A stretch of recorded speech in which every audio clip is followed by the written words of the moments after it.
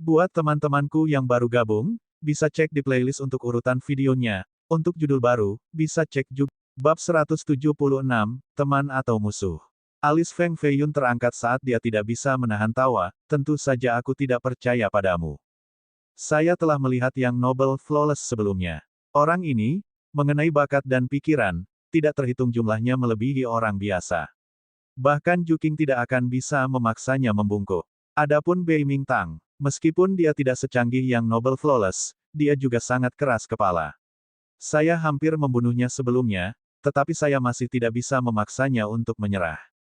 Petik 2.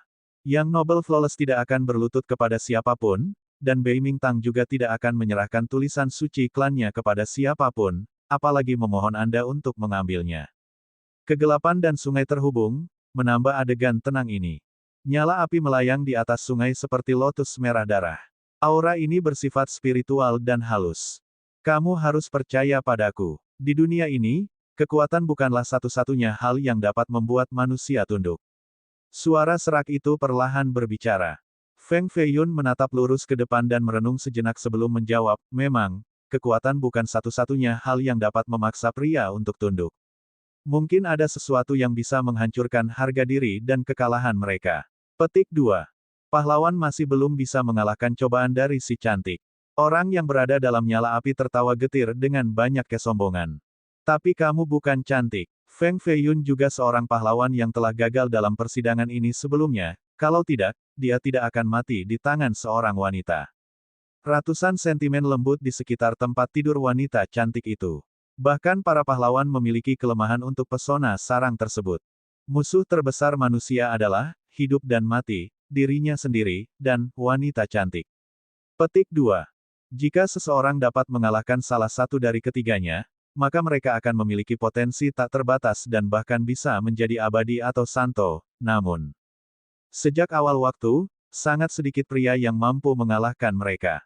Bagaimana kamu tahu bahwa aku bukan cantik? Api yang menyala menjadi lebih merah seperti matahari yang melayang di atas air. Tawa parau terdengar seperti suara orang tua.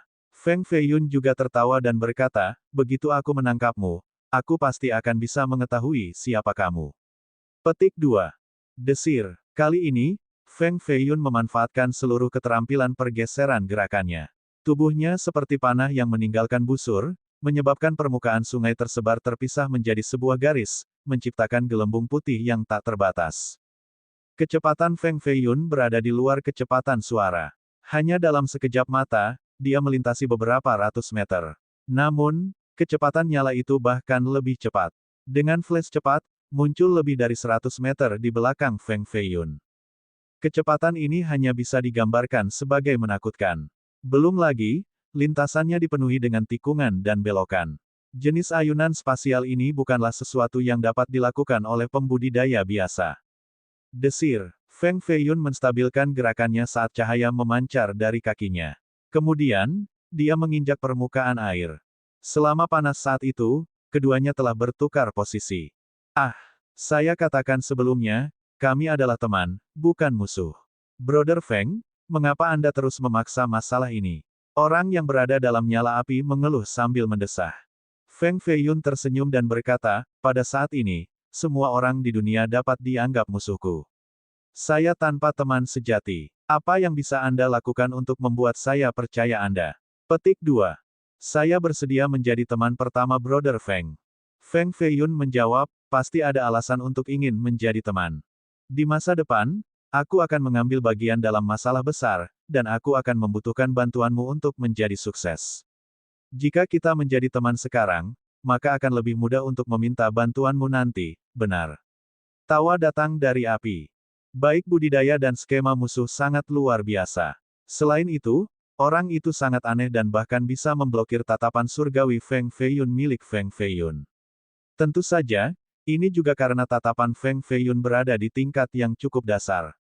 Karena lawan bermaksud menyembunyikan identitas mereka, mereka harus takut pada Feng Feiyun menemukan penampilan mereka.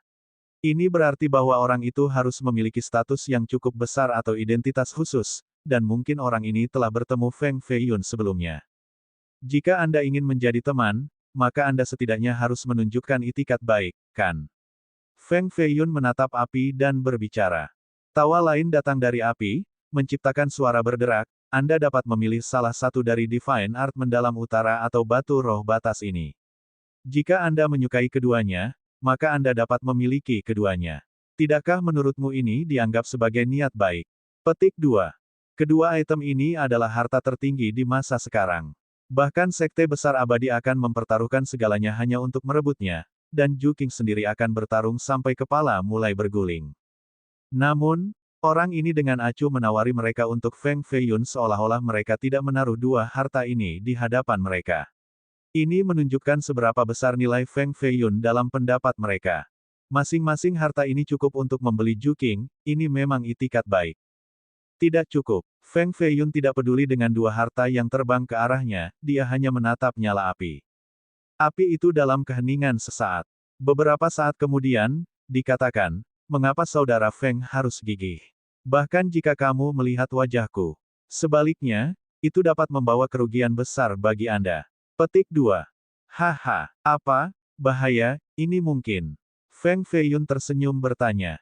Aku khawatir kita tidak akan bisa berteman lagi. Orang itu melanjutkan, lebih baik seperti ini. Terima hadiah saya dan saya akan membantu Anda merawat para ahli dari Evil Killing Alliance. Anda hanya perlu membantu saya melakukan sesuatu di masa depan, maka kesepakatan kami akan berakhir. Anda tidak perlu melihat wajah saya, tidak ada hal baik yang akan datang darinya. Petik 2. Feng Feiyun telah meramalkan bahwa beberapa jenius yang menentang surga pasti akan datang. Pada akhirnya, Butianya bisa melacak keberadaannya sehingga dia pasti mengirim berita kepada yang lain dari aliansi. Saat ini, harus ada setidaknya 10 orang jenius hebat yang tidak jauh dari sini. Saya adalah orang yang tidak bisa bertindak dengan benar selama situasi sulit, inilah mengapa saya telah menyinggung banyak orang. Karena itu, aku hanya bisa mengecewakan niat baikmu. Petik 2. Feng Feiyun tiba-tiba menembak cincin roh tak terbatasnya. Sebelumnya, dia bersembunyi di sungai dan diam-diam memindahkannya tepat di bawah nyala api.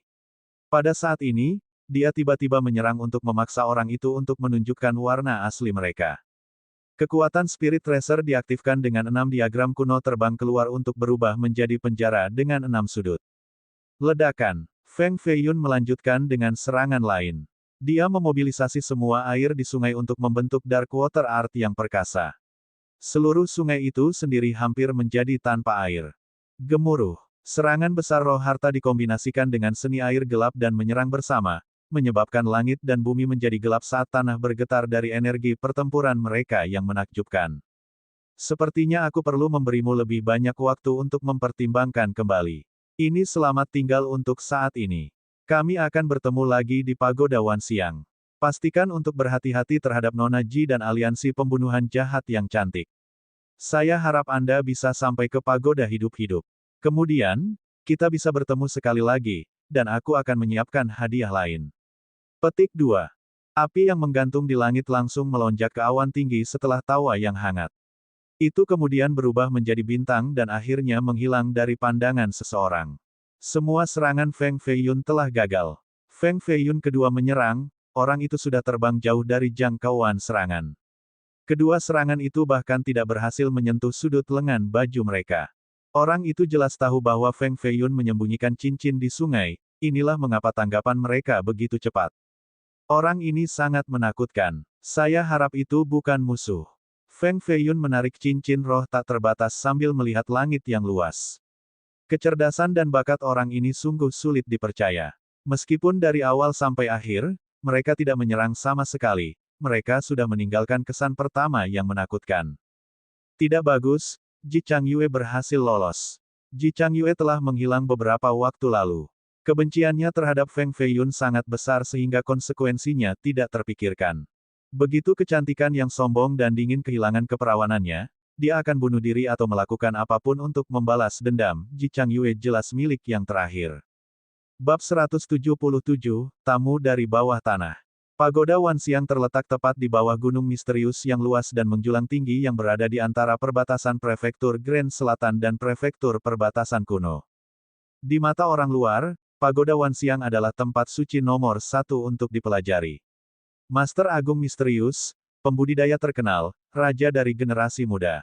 Setiap orang hampir selalu memilih untuk pergi ke pagoda. Hanya dengan melewati pagoda orang akan dianggap sebagai pembudidaya yang berkualitas. Gunung misterius membentang sejauh 370.000 mil, hampir membentang di seluruh dinasti Jin Gadli. Ada gunung dan lembah di mana-mana dengan banyak binatang buas yang aneh dan banyak urat roh bersama dengan sekte budidaya. Di luar pagoda Wanxiang, gerbang Dao yang terkenal dan Beastmaster Camp juga berada di dalam gunung misterius. Tidak kurang dari 1.000 sekte kecil lainnya berkumpul di sekitar daerah ini. Namun, di tengah kemakmuran, orang juga bisa menemukan pembunuhan yang meluas. Bagaimanapun, tanah suci dunia kultivasi adalah tempat yang sangat kompetitif. Gemuruh. Sebuah kereta perunggu menggulung sejumlah besar debu karena dengan cepat menuju ke utara. Feng Feiyun duduk di kereta perunggu dan menyimpan volume 8 seni saat matanya jatuh ke dua harta lainnya, batu roh batas dan seni surgawi mendalam utara. Dua ini adalah harta karun utama dunia kultivasi, tetapi mereka juga barang yang bisa menyebabkan kematian bagi pemiliknya. Hanya siapa orang itu? Alis Feng Feiyun tidak bisa santai. Meskipun dia memiliki banyak spekulasi di benaknya, mereka semua pada akhirnya ditolak olehnya. Kuncinya adalah dia tidak bisa mengetahui tujuan lawan. Karena ini masalahnya, orang mungkin juga menikmatinya. Dia sudah menyinggung seluruh prefektur Grand Selatan jadi mengapa dia harus takut menyinggung yang Noble Flawless dan Beiming Clan. Swoosh! Feng Feiyun mengeluarkan batu roh batas dan menyentuhnya dengan jarinya. Setelah melewati lapisan cahaya putih yang samar, seluruh tangannya menghilang di dalam batu. Batu roh batas berada di peringkat ke-14 dari 18, jadi itu jauh lebih ajaib daripada batu roh misterius sejati, batu roh 5 butir, dan batu dan spirit. Bagian dalam batu ini adalah ruang penyimpanan yang mampu menyimpan barang-barang berharga, ada cukup ruang untuk menampung setengah gunung. Dan ini hanya jenis batu roh batas yang paling umum. Beberapa batu roh batas yang lebih langka akan memiliki ruang penyimpanan yang sebanding dengan dunia kecil.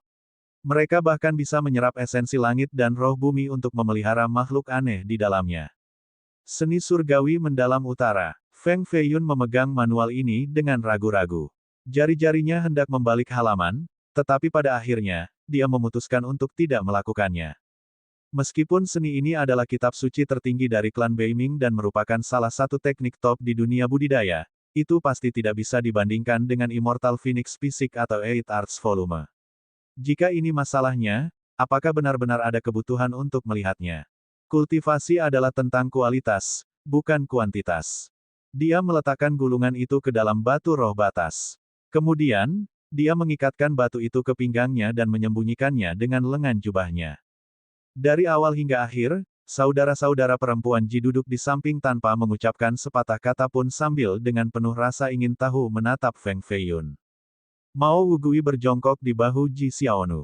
Dengan mata seukuran kacang menatap batu roh batas oleh pinggang Feng Feiyun, terus meneteskan air liur terus-menerus dari mulutnya. Sedikit lagi dan itu akan melompat untuk mencurinya. Pada saat ini, Mao Wugui sangat akrab dengan para suster karena mereka berpikir bahwa ini adalah kura-kura kecil yang dibawa oleh Feng Feiyun dari sungai. Mereka senang dan memperlakukannya sebagai hewan peliharaan, jadi mereka selalu membawanya bersama mereka. Bagaimana kabarmu? Feng Feiyun mengangkat kepalanya dan disambut oleh mata bundar Ji Xiaonu yang besar. Mao Wugui tiba-tiba menyedot air liur yang menetes yang hampir mengenai bahu Ji Xiaonu dan segera memalingkan kepalanya. Ji Xiaonu juga sangat tumpul dan bertanya pada Feng Feiyun, jika Anda membunuh butiannya, lalu di mana Ji Changyue? Ini adalah pertanyaan yang ingin dia tanyakan 10 hari yang lalu, tetapi kata-katanya tidak keluar. Ketika datang ke Ji Changyue, ekspresi Feng Feiyun menjadi sedikit tidak wajar. Dia pura-pura batuk 2 kali dan menjawab, dia sudah pulang ke rumah. Kembali ke rumah. Ji Xiaonu tidak percaya padanya. Mengapa dia pulang? Ji Xinu juga skeptis. Hanya Mao Wugui yang menyeringai aneh di wajahnya. Itu ingin berbicara dan mengungkapkan kebenaran kepada dua gadis yang tidak bersalah ini, tapi Feng Feiyun memelototinya sehingga harus menurunkan kepalanya. Yah, ini, ahem. Kita tidak perlu membicarakan masalah ini. Oh, benar, kita harus berbicara tentang masalah embrio suci yang jiwa. Feng Feiyun dengan cepat mengganti topik pembicaraan karena dia tidak bisa memberitahu mereka bahwa dia telah memji Changyue. Karena ini adalah kebenaran, mereka pasti akan melarikan diri setelah ketakutan dari kata-kata ini. Dia hanya merasa menyesal tentang apa yang terjadi dengan Ji Changyue. Ini bukan gayanya sama sekali. Karena kurangnya kendali atas temperamennya, itu menyebabkan dia melakukan tindakan seperti itu. Feng Feiyun berpikir bahwa keinginannya cukup kuat. Dalam keadaan normal, dia pasti akan membunuh Ji Changyue dalam satu pukulan alih-alih memnya. Mengapa hal abnormal seperti itu terjadi? Dalam retrospeksi, Feng Feiyun merasa ada yang aneh tentang seluruh situasi ini. Feng Feiyun memikirkan dua kemungkinan. Setengah dari darahnya adalah iblis, dan darah iblis ini terbangun. Kakek Liu pernah berkata bahwa begitu darah ini bangun, kekuatan dan bencana akan datang seiring. Jika dia tidak bisa mencegah bencana ini, maka dia mungkin mati di jalur kultivasi ini. Mungkinkah ini bencana yang dibicarakannya? Tentu saja, itu hanya kemungkinan pertama. Yang kedua mungkin karena orang misterius melakukan sesuatu pada Feng Feiyun dan Ji Changyue. Dari awal hingga akhir, orang misterius itu bersembunyi di kegelapan. Hanya setelah Feng Feiyun menyerang Ji Changyue barulah dia muncul. Orang ini sangat mencurigakan. Namun demikian, alasan-alasan ini hanyalah faktor eksternal. Alasan sebenarnya adalah karena hatinya sendiri tidak cukup kuat untuk menghentikan dirinya dari melakukan perbuatan seperti itu. Saya benar-benar terburu-buru kali ini, bagaimana saya bisa melakukan kesalahan bodoh seperti itu? Pria yang paling tidak bijaksana adalah orang yang memulai hubungan dengan seorang wanita yang membencinya, terlepas dari apakah itu fisik atau emosional. Bos, kita akan tiba di Pagoda Wanxiang dalam setengah hari. Suara Wang Meng datang dari luar kereta. Feng Feiyun terdiam pikirannya dan ingin pergi keluar, tapi aura aneh terpancar dari tanah. Sensasi ini datang dan pergi dalam sekejap, tetapi tidak ada dua kali lipat bahwa itu nyata. Niat yang mengerikan. Alih-alih berdiri, Feng Feiyun tiba-tiba berhenti bergerak saat tatapannya menjadi sedikit dingin. Jarinya menghasilkan kabut saat seni air gelap mengembun. Para saudari Ji merasa ingin tahu. Sebelumnya, Feng Feiyun jelas siap untuk berdiri, tapi sekarang, dia hanya berdiri di sana saat dia memusatkan semua auranya seolah-olah dia akan bertarung. Mereka tidak menyadari aura yang datang dari bawah tanah. Mao Wugui juga tiba-tiba mengangkat kepalanya dengan secercah di matanya. Jelas juga merasakan aura abnormal ini. Wah, beberapa aura lagi datang dari jauh, melintasi bumi. Tidak hanya ada satu aura, tetapi setidaknya 3 atau lebih. Apakah mereka laki-laki atau binatang? Feng Feiyun dengan tenang berkata dengan nada ramah, Feng ini sedang dalam perjalanan ke Pagoda Wanxiang. Aku ingin tahu apakah aku telah menyinggung teman rekan sebelumnya. Petik 2. Ji Xiaonu dan Ji Xinu sedikit terkejut dan tidak tahu dengan siapa Feng Feiyun berbicara. Pada saat ini, tanah di sekitarnya tiba-tiba hancur seperti cermin yang rusak. Kesenjangan menjadi lebih luas dan lebih luas seolah-olah tanah itu runtuh. Kereta perunggu mulai bergetar. Salah satu roda sudah tenggelam ke tanah. Getaran menjadi lebih kuat seolah-olah kereta akan jatuh di bawah tanah. Wosh! Feng Feiyun menangkap Ji Sisters dan terbang keluar dari kereta untuk mendarat di luar.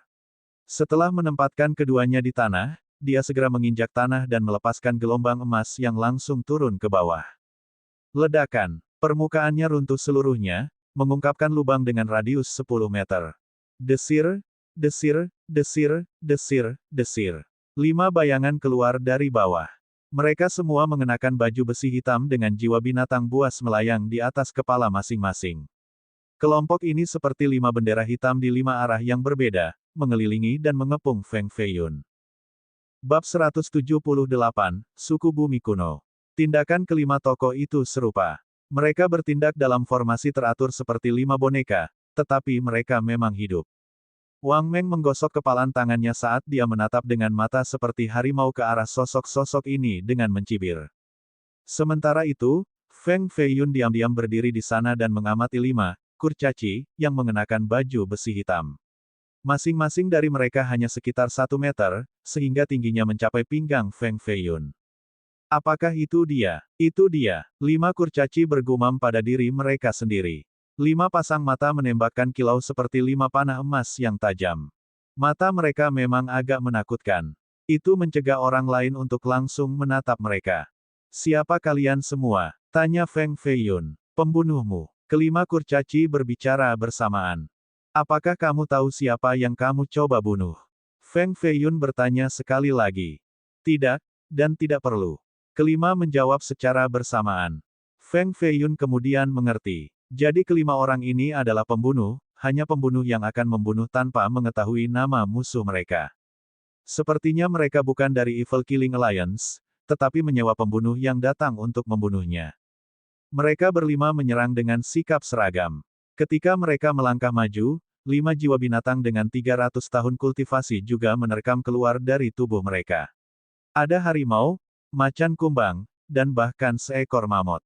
Kelima membunuh binatang buas aneh itu dan memurnikan jiwa mereka ke tubuh mereka untuk meningkatkan kultivasi dan kekuatan mereka. Mereka semua adalah pembudidaya base god awal, dan masing-masing dari mereka memiliki udara pembunuh yang tebal di sekitar tubuh mereka. Mereka jelas merupakan pembunuh berpengalaman yang masing-masing membunuh lebih dari 100 orang.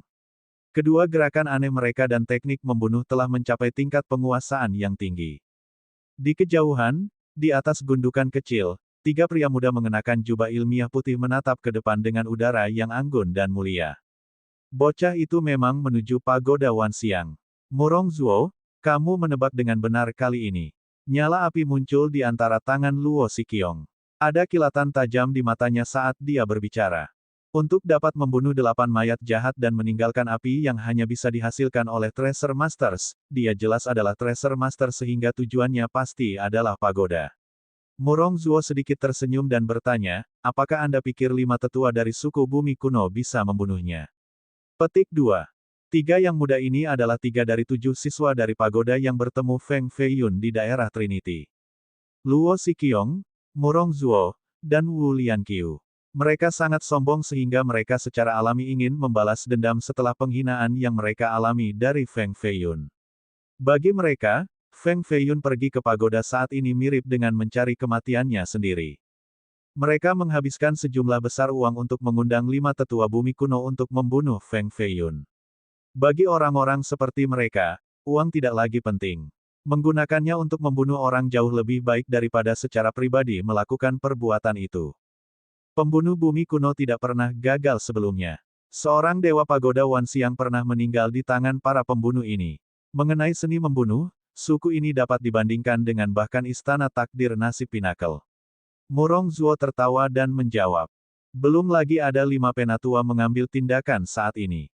Bocah ini tampaknya belum berumur 16 tahun, jadi budidayanya tidak bisa setinggi itu. Hari ini, saya ingin dia tahu bahwa dia harus sedikit lebih rendah hati sebagai pribadi. Petik 2. Si cantik berpakaian putih, Wu Lianqiu, tidak mengatakan apa-apa dan hanya menatap Feng Feiyun dari jauh untuk mengatakan, seseorang tanpa uang dan status. Ya, dia benar-benar harus menjaga keributan, apalagi gangguan di depan kita. Petik 2. Luo Siqiong dan Murong Zuo keduanya mengangguk dan menunjukkan senyum kejam. Kelima penatua ini adalah semua pendahulu yang telah berkultivasi selama lebih dari 60 tahun. Meskipun keterbatasan fisik mereka menghentikan mereka di ranah basis dewa awal, jiwa binatang buas mereka dan teknik pembunuhan memungkinkan mereka untuk dengan mudah membunuh siapapun di dunia yang sama. Belum lagi, mereka berlima bergabung bersama untuk membentuk formasi yang dapat mengintegrasikan kekuatan mereka, membuatnya berkali-kali lebih kuat. Tidak heran mengapa Murong Zuo sangat percaya pada mereka. 5 jiwa binatang menjadi lebih dari 10 meter seperti 5 gunung kecil. Aura binatang mereka muncul dan menutupi langit saat mereka menerkam ke depan dengan momentum besar. Di hadapan jiwa-jiwa binatang buas yang perkasa, Feng Feiyun seperti daun di sungai yang luas. Ledakan. Feng Feiyun mengulurkan tangan. Tiba-tiba, balok hitam setebal 1 meter melesat keluar darinya dan menghancurkan 5 jiwa buas. Kemudian, sosoknya bergeser seperti hantu dan muncul di belakang seorang penatua. Begitu dia berada dalam jangkauan, dia meletakkan telapak tangannya di bahu pendek sesepuh itu. Kreng-krek, seluruh bahu dan tulang selangnya patah. Bahkan tulang rusuknya hampir pingsan karena kekuatan. Bam! Mata Feng Feiyun cerah dan tegas, setelah dengan serius melukai seorang penatua, dia segera menginjak ke bawah, membuat tubuh menjadi genangan darah. Dalam waktu yang sangat singkat, Feng Feiyun sudah membunuh 1 orang. Keempat penatua yang tersisa sedikit terkejut. Bagaimana mungkin remaja ini begitu kuat? Kultivasinya jelas di basis dewa awal, Tetapi ia menanamkan rasa takut yang mendasar pada mereka seolah-olah ia adalah Juking. Siapa yang memintamu untuk membunuhku? Feng Feiyun melambaikan tangannya, yang masih ternoda darah, di udara. Keempat penatua tidak menjawab dan segera menyerang pada saat yang sama. Masing-masing dari mereka memiliki senjata yang memancarkan cahaya hitam, kuning, dan putih. Mereka mengumpulkan lebih dari 10 energi pembunuh yang terjalin bersama untuk membentuk kecemerlangan seperti gelombang besar.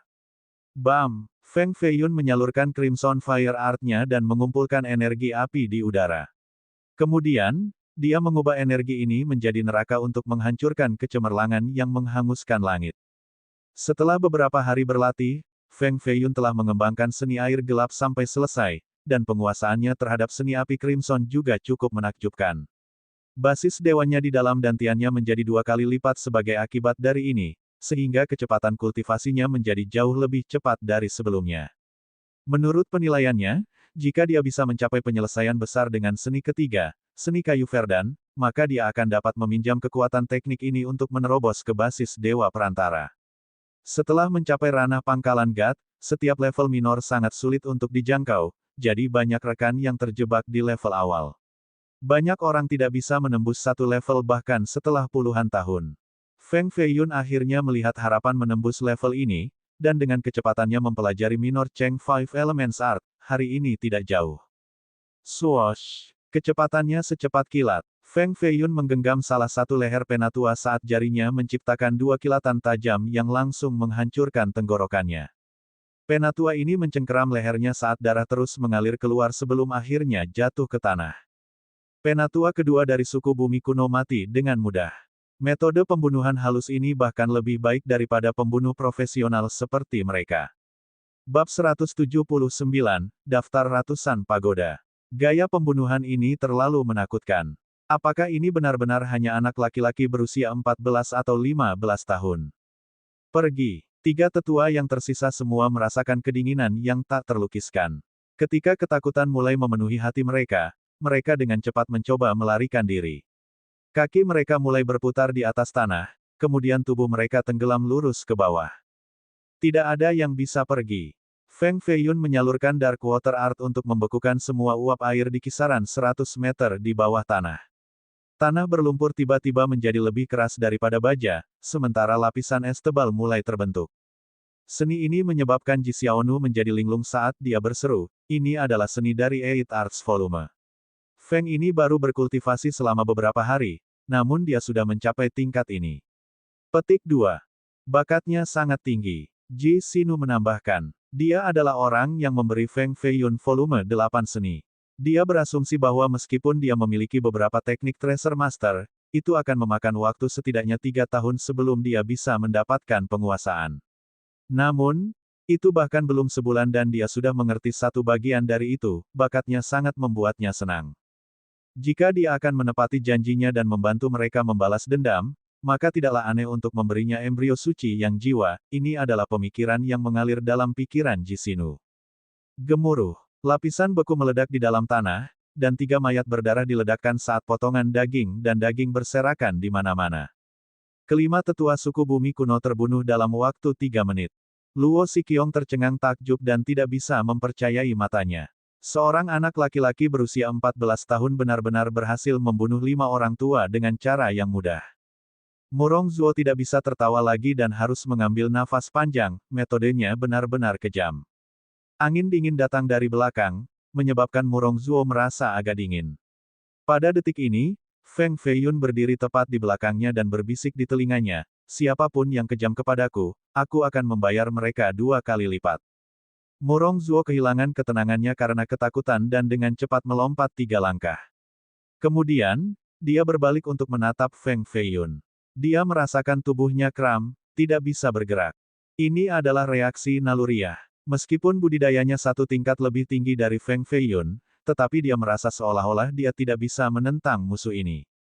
Bukan hanya dia, Luo Siqiong dan Gu Lianqiu juga mundur seolah-olah mereka baru saja bertemu musuh bebuyutan mereka. Lama tidak bertemu, Feng Feiyun tersenyum dan menatap mereka. Lebih baik kau tidak main-main. Di depan kita adalah pagoda Wanxiang. Siapapun yang cukup berani untuk membunuh orang di wilayahnya akan ditangani oleh tim penegak hukum. Murong Zuo menjadi tenang dan berbicara seolah keadilan ada di pihaknya. Membunuh dilarang di dalam pagoda. Siapapun yang terbunuh di depan umum akan ditangkap oleh tim penegak hukum dan dipenjara. Mereka bahkan mungkin dieksekusi di tempat. Kami masih belum berada di wilayah pagoda Wanxiang, kan? Feng Feiyun menjawab sambil tersenyum. Ketiganya segera mengubah ekspresi tenang mereka. Aku adalah putri dari Tuan Klan Gu. Jika Anda berani menyentuh saya, itu akan membawa bencana yang mematikan. Gu Lianqiu benar-benar takut. Meskipun dia adalah Beastmaster yang disegani di dunia kultivasi, jarak dalam kecakapan pertempuran antara kedua belah pihak sederhana terlalu besar. Demonstrasi Feng Feiyun sebelumnya tentang membunuh tanpa mengedipkan mata hanya membuatnya menjadi setan. Itu sangat menakutkan sehingga putri surga yang sombong yang selalu hidup dalam kemewahan, seperti dia, menjadi sangat ketakutan. Gu Klan Prefektur Selatan Grand. Feng Feiyun berpikir nama ini akrab. Kemudian, dia ingat bahwa ini adalah klan besar lain yang memiliki hubungan baik dengan klan Feng. Tentu saja, itu tidak sebanding dengan klan penguasa kuno seperti Feng. Namun, itu masih dianggap sebagai kekuatan lapis kedua. Apakah kamu bahkan belum pernah mendengar tentang klan Gu? Gu Lianqiu diam-diam mengutuk Feng Feiyun sebagai petani tanpa sepengetahuan, jadi dia menambahkan, klan Gu kami adalah teman baik dengan klan Feng, klan penguasa dari Grand Southern Prefecture, Anda tidak dapat mengacaukannya. Petik 2. Tuanku adalah tuan dari dan pagoda tingkat ketiga, dan budidayanya telah mencapai alam mandat surga. Jika kamu menyentuhku, maka kamu tidak akan bisa bertahan hidup di pagoda. Luo Siqiong adalah seorang dan master dengan bakat luar biasa sehingga dia cukup percaya diri. Mereka mulai memperkenalkan diri karena takut bahwa pemuda ini adalah setan yang suka membunuh.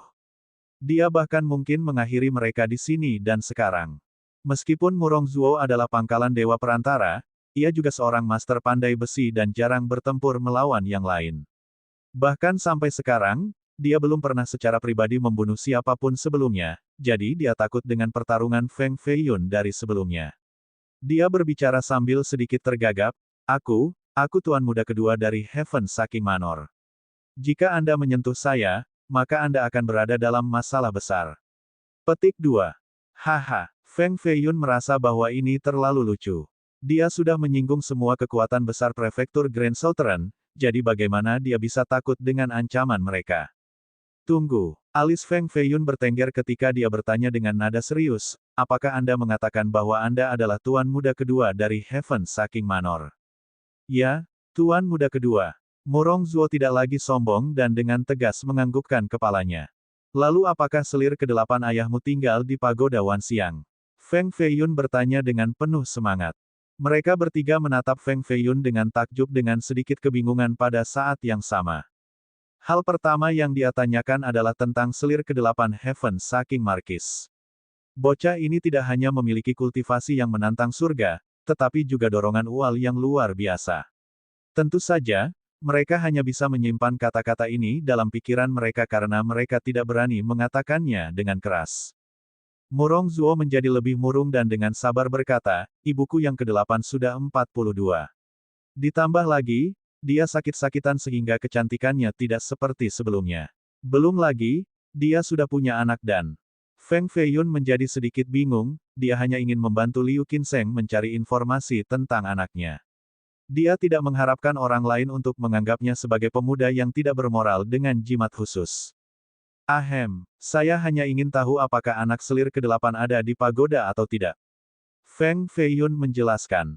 Ya, kata Murong Zuo berulang kali. Dengan napas terakhirnya yang sekarat, Liu Qinseng tidak meminta apapun dari Feng Feiyun, dia hanya memikirkan anaknya. Karena Feng Feiyun akan pergi ke pagoda, dia mungkin juga memeriksa anak Qinseng untuk melihat apakah dia bisa melakukan apa saja untuk membantu. Feng Feiyun memelototi ketiganya, menyebabkan mereka terus mundur. Kemudian, dia tertawa keras sambil memperlihatkan gigi putihnya sebelum dia mendengus dan pergi tanpa membunuh mereka.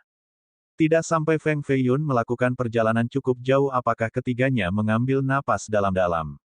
Jubah putih mereka basah oleh keringat dingin. Biarkan dia bertindak dengan puas diri. Setelah kami kembali ke pagoda, saya akan memiliki banyak metode untuk memberinya pelajaran. Luo Xiqiong dengan ganas menatap punggung Feng Feiyun dan berbicara. Dia mungkin kuat, tetapi ada banyak ahli di pagoda karena ada banyak awan di langit.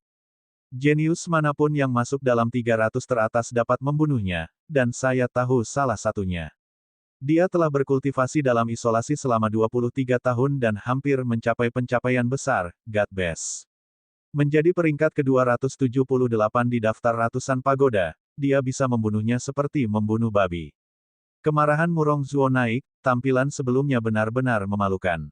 Bab 180, Little Demoness. Ketika malam turun, gunung misterius itu terbungkus dalam lapisan cahaya biru yang megah, membuat imajinasi orang menjadi liar. Feng Feiyun menoleh ke belakang dan memperhatikan bahwa di tengah kabut malam yang redup, orang bisa melihat pagoda menjulang yang mencapai awan. Meskipun dia masih 1000 mil jauhnya, dia masih bisa merasakan aura pembersihan yang berasal dari pagoda Wanxiang. Menara terdekat adalah sekitar 130 mil jauhnya. Itu mencapai ketinggian 1000 meter seperti gunung surgawi dan terletak di tengah-tengah awan. Orang hampir bisa melihat menara megah yang gelap dengan glimer yang bergerak karena ukiran formasi. Pagoda Wanxiang bukan hanya satu menara, itu adalah tanah suci dengan banyak siswa terdaftar di 100 menara besar yang membentang puluhan ribu mil. Satu menara adalah satu ruang belajar. Ini adalah satu dari 100, menara meteor. Menara meteor tingginya 570 meter dan beratnya lebih dari 100 juta pound. Menara khusus ini diciptakan dari meteorit yang jatuh dari luar angkasa. Itu adalah pintu ke pagoda Wanxiang, dan itu juga berisi peringatan untuk semua orang bijak-bijak masa lalu. Siapapun yang ingin belajar di pagoda atau hanya ingin memeriksanya sebagai bagian dari ziarah mereka akan datang ke menara meteor untuk memberikan penghormatan. Pada akhir hari, di bawah cahaya awan merah yang menyinari jalan yang luas dan berliku, peziarah yang mengenakan jubah putih membuat garis sepanjang naga yang membentang dari pandangan seseorang ke cakrawala jauh. Mereka memiliki penampilan yang saleh dan hikmat, dan beberapa dari mereka bahkan akan berlutut dalam ibadah setelah setiap langkah. Orang-orang ini datang dari seluruh dunia dan tidak hanya terbatas pada Grand Southern Prefecture atau dinasti Jin yang saleh. Para peziarah datang untuk memberi penghormatan kepada para resi leluhur, dan beberapa datang untuk belajar juga. Tidak kurang dari 100.000 akan datang dan pergi setiap hari. Feng Feiyun menatap menara meteor kuno dan dalam dan hampir bisa mendengar ajaran dari orang bijak tua yang bijaksana ketika sinar cahaya keluar dari pagoda untuk menerangi langit. Feng Feiyun juga bergabung dengan kelompok peziarah ini dan mengikuti kerumunan, perlahan beringsut ke depan. Wanita jahat itu muncul menyebabkan Great Southern Prefecture berubah menjadi tanah kematian. Sudah sebulan, tapi 2 kabupaten sudah jatuh. Tidak ada yang bisa menghentikan tentara mayat jahat, jadi satu-satunya tempat damai yang tersisa adalah pagoda Wanxiang. Tepat di belakangnya ada beberapa pria muda dengan pakaian berbunga-bunga dan mantel bulu domba yang halus. Mereka semua mengendarai kuda jantan putih yang terbang di langit, dan masing-masing dari mereka memiliki basis dewa di tubuh mereka. Mata dan fisik mereka yang cerah jauh lebih kuat daripada pria biasa. Ini semua jenius, dan di antara mereka, 2 sangat kuat. Ini mendorong Feng Feiyun untuk mengambil tindakan pencegahan. Banyak pembudidaya telah melarikan diri ke pagoda Wanxiang. Mereka ingin memiliki perlindungan pagoda untuk melarikan diri dari wanita jahat itu. Pemuda tampan ini memiliki mata ketiga tepat di antara alisnya, ini adalah pandangan surgawi purnama yang alami. Semua orang memiliki full moon heavenly gazes, tetapi semuanya tersembunyi di bawah dahi. Hanya beberapa jenius yang menentang surga yang akan memiliki mata ini terbuka ketika mereka dilahirkan. Beberapa dari mereka muncul di zaman kuno, dan mereka semua menjadi tokoh yang luar biasa hebat.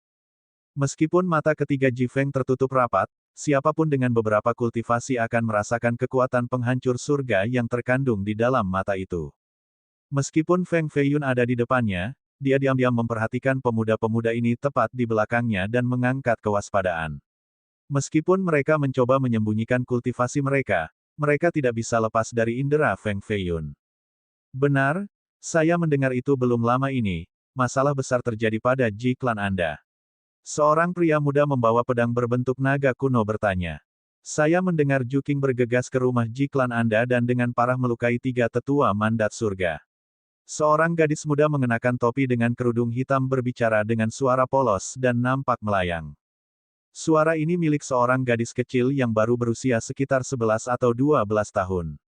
Dia mengenakan sepatu merah yang disulam dengan bebek, dan gaun merah kecil serta sabuk giok hiasan merah di pinggangnya.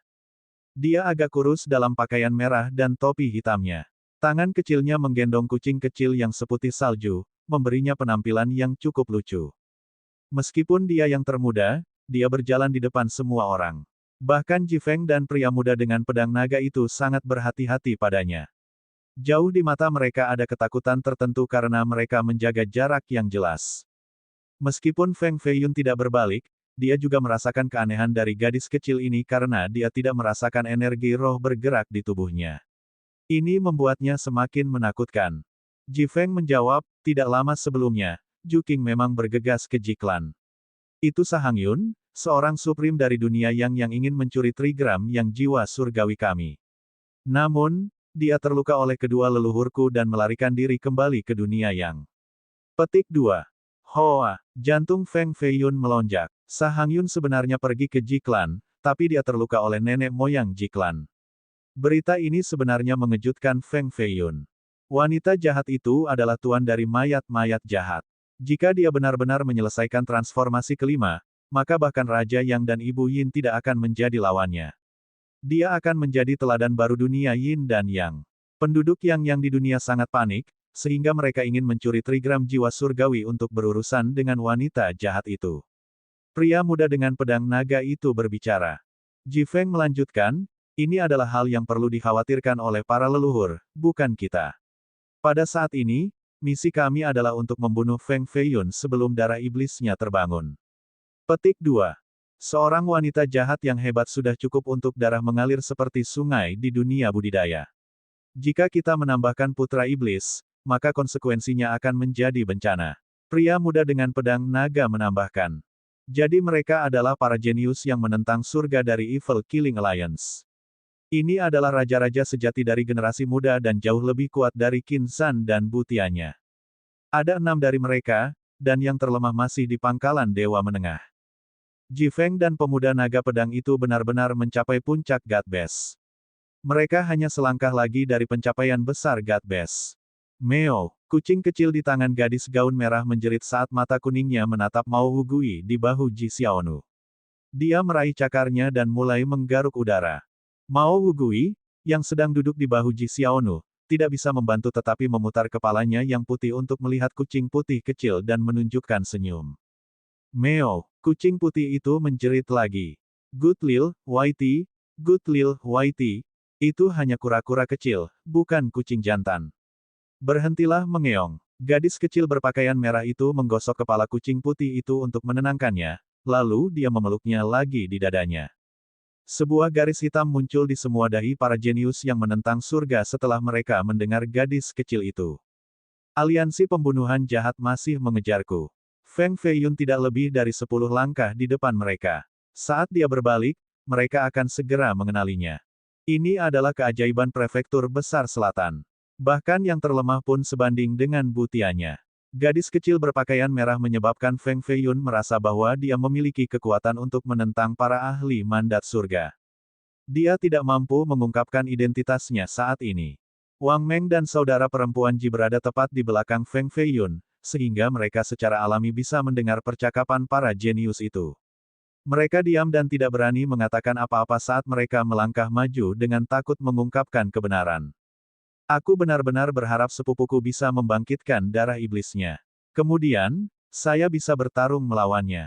Gadis kecil berpakaian merah itu mengungkapkan tawa yang semanis dan sejernih bel. Gadis kecil ini adalah ahli nomor 1 dari generasi muda klan Feng, setan kecil. Pada usia 9 tahun, dia sudah tak terkalahkan di seluruh prefektur, dan dalam 3 tahun terakhir, dia telah diam-diam dilatih oleh leluhur Feng, jadi budidayanya telah mencapai ketinggian yang tak terhitung. 3 jenius yang menantang surga dari klan Feng telah meninggal di tangan Feng Feiyun sementara yang lain gagal total, jadi leluhur Feng dipaksa untuk membiarkan Little Demoness keluar. The Little Demoness belum berusia 12 tahun, dan Feng Feiyun secara teknis adalah sepupunya sebelum dia diusir dari klan.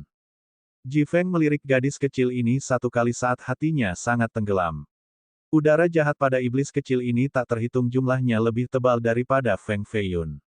Tidak ada yang tahu apakah leluhur Feng yang mengizinkannya keluar adalah berkah atau kutukan. Banyak jenius yang menentang surga di sini percaya bahwa begitu iblis kecil ini keluar, bahkan Ju Kings dari klan Feng tidak akan bisa menangkapnya dan membawanya pulang. Ini benar-benar bencana, musibah yang bahkan lebih merusak daripada Feng Feiyun. Bab 181, Tuan Misterius. Kemasyhuran Little Demoness dikenal oleh semua orang sejak dia mencapai prestasi besar God Best pada usia 9 tahun. Ini menyebabkan semua keajaiban muda lainnya menerima kekalahan di hadapannya.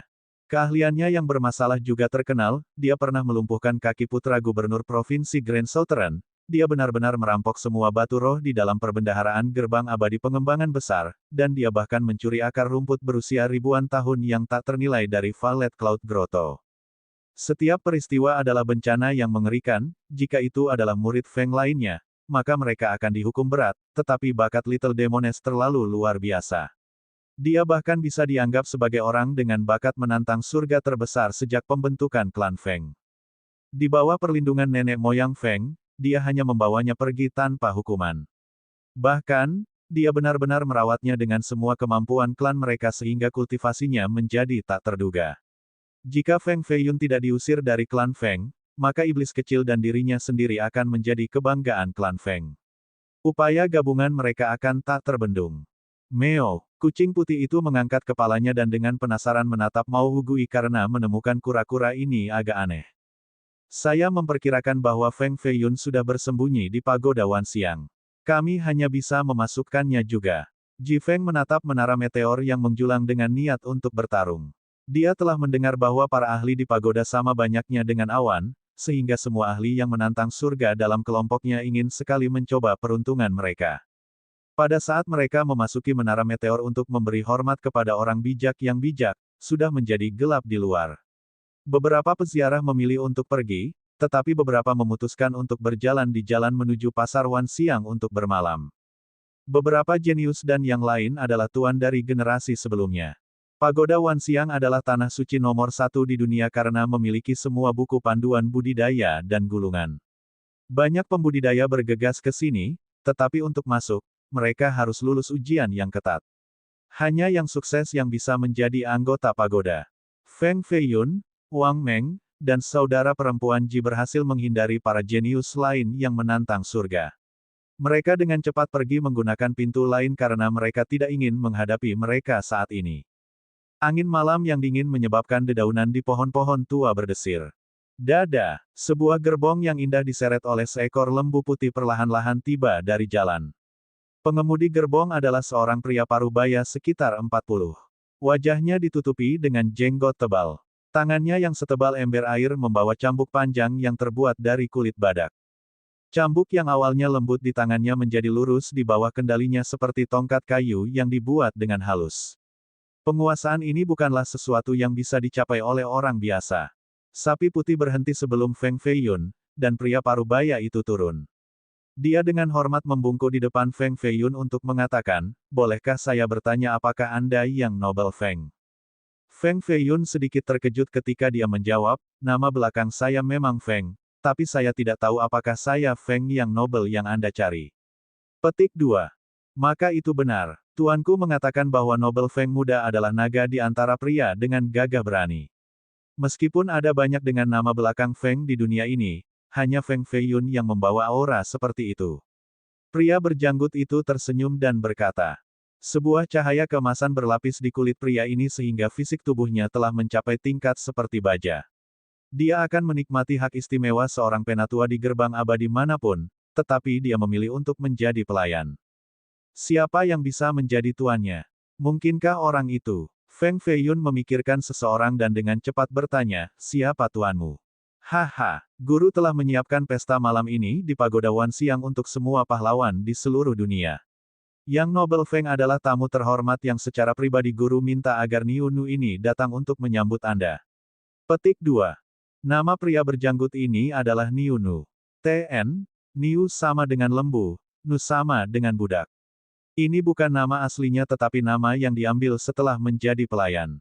Seseorang yang tidak bertanggung jawab akan menyembunyikan niat jahatnya. Bos, sebaiknya kita tidak pergi. Wang Meng berdiri ke depan dan bermain dengan tinjunya sebesar karung pasir, dia menunjukkan rasa permusuhan terhadap Niunu. Kedua pria ini kasar dengan kekuatan besar sejak lahir. Aliran aura terpancar di antara mereka. Ketika dua aura emas saling memukul, itu menciptakan ledakan besar yang memaksa kedua pria itu mundur. Wang Meng terperangah karena pengemudi kereta ini begitu kuat. Kekuatan pengemudi ini tidak kurang dari miliknya. Namun, dia tidak tahu bahwa Niunu bahkan lebih terkejut. Meskipun dia hanya seorang pengemudi kereta, dia jarang bertemu lawan yang layak. Dia awalnya merasa bahwa tuannya terlalu menghargai Feng Feiyun karena mereka sebenarnya memesannya untuk resepsi pribadi. Tetapi setelah hanya satu pertarungan dengan Wang Meng, dia dengan cepat menyingkirkan pemikiran ini. Adik laki-laki dari orang ini sudah sangat kuat, sehingga kecakapan orang itu sendiri secara alami akan jauh lebih besar. Feng Feiyun ringan tersenyum dan menyuruh Wang Meng mundur, lalu dia berkata, apakah akan ada banyak tamu malam ini di pesta tuanmu? Memang, banyak dari mereka adalah anak ajaib yang baru-baru ini datang ke Pagoda Wanxiang, tetapi ada juga banyak pembudidaya yang kuat dari generasi sebelumnya. Yang Nobel Feng jelas merupakan salah satu dari sedikit yang sangat dihargai oleh guru, jadi Anda pasti akan duduk di meja terhormat. Petik 2. Karena tuanmu begitu tulus, akan terlalu lancang bagiku untuk tidak menerimanya. Feng Feiyun melangkah ke gerbong elegan setelah mengatakan ini. Besok akan menjadi ujian bulanan untuk memasuki pagoda, jadi semua pembudidaya berkumpul di sekitar tempat ini malam ini. Karena ini masalahnya, bukan ide yang buruk untuk pergi mengamati untuk melihat ahli mana yang ada di sini untuk pemeriksaan. Para saudari Ji seperti sepasang pelayan muda dan cantik yang mengikuti tepat setelah Feng Feiyun. Adapun Wang Meng, dia bersiul dan memanggil harimau berskala besar untuk datang dari langit. Setelah mendarat dengan sayapnya yang besar, Wang Meng melompat di atas harimau dan mengikuti tepat setelah kereta. Pagoda Wanxiang dibangun di atas pegunungan misterius dan membentang beberapa puluh ribu mil, ada lebih dari 100 menara. Pasar Wanxiang adalah pasar terbesar di luar pagoda, jadi setiap penggarap yang ingin masuk akan berkumpul di tempat ini untuk menunggu hari penilaian. Karena status berpengaruh pagoda, meskipun pasar Wanxiang hanyalah sebuah kota, kemakmurannya tidak kurang dari sebuah kota kuno besar dengan lebih dari 1 juta penduduk pembudidaya. Gerbong itu menempuh jarak lebih dari 100 mil, dan jalan yang semula sepi itu menjadi jauh lebih semarak dengan banyak gerbong dan lampu terang. Pasar Wanxiang tidak memiliki tembok kota karena itu hanya sebuah jemaat besar. Orang bisa melihat pedagang menjual obat-obatan, binatang buas, dan budak di mana-mana. Bahkan ada siswa dari toko pembukaan pagoda untuk mendapatkan lebih banyak sumber daya untuk membeli senjata dan manual budidaya.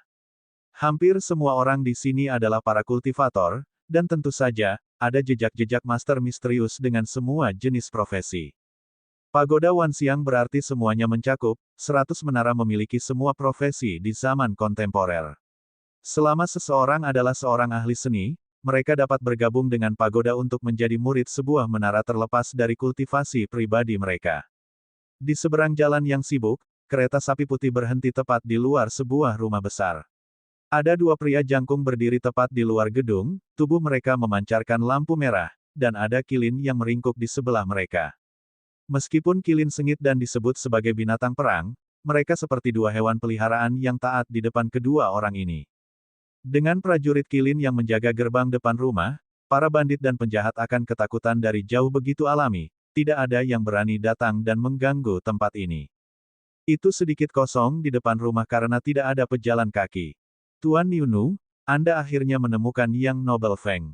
Masuklah dengan cepat, banyak pahlawan kontemporer ada di sini dan mereka hanya menunggu Yang Nobel Feng. Perjamuan akan dimulai segera setelah itu. Dua prajurit kilin dengan hormat membungkuk di depan Feng Feiyun. Feng Feiyun mengangkat kepalanya dan melihat sebuah plakat emas tepat di atas mereka. Ada dua kata yang tertulis di atasnya seperti naga terbang dan burung phoenix menari, Genius Mansion. Petik 2. Secara alami, hanya orang jenius yang diizinkan memasuki rumah jenius. Tuan ini benar-benar memikirkan Feng Feiyun, mereka benar-benar membuat para jenius lain menunggunya sebelum memulai perjamuan. Jelas bahwa tuan ini menganggap Feng Feiyun sebagai salah satu tamu paling terhormat.